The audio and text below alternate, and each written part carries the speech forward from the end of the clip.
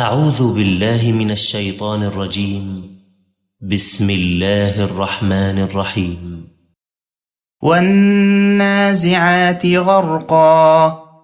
والناشطات نشطا والسابحات سبحا فالسابقات سبقا فالمدبرات أمرا يوم ترجف الراجفة تتبعها الرادفة قلوب يومئذ واجفة أبصارها خاشعة يقولون أئنا لمردودون في الحافرة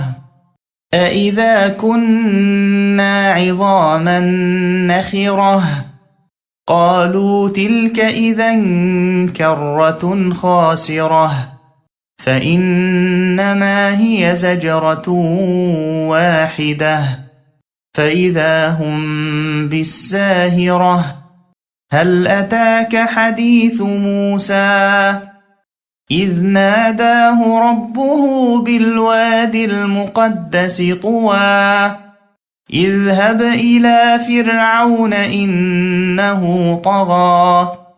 فقل هل لك إلى أن تزكى وأهديك إلى ربك فتخشى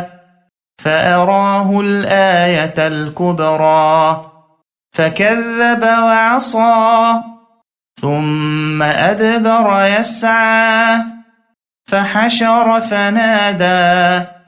فقال أنا ربكم الأعلى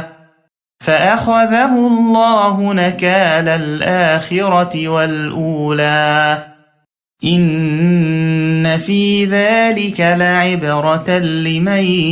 يخشى أأنتم أشد خلقا أم السماء بناها رفع سمكها فسواها وأغطش ليلها وأخرج ضحاها والأرض بعد ذلك دحاها أخرج منها ماءها ومرعاها والجبال أرساها متاعا لكم ولأنعامكم فإذا جاءت الطامة الكبرى يوم يتذكر الإنسان ما سعى وبرزت الجحيم لمن يرى فأما من طغى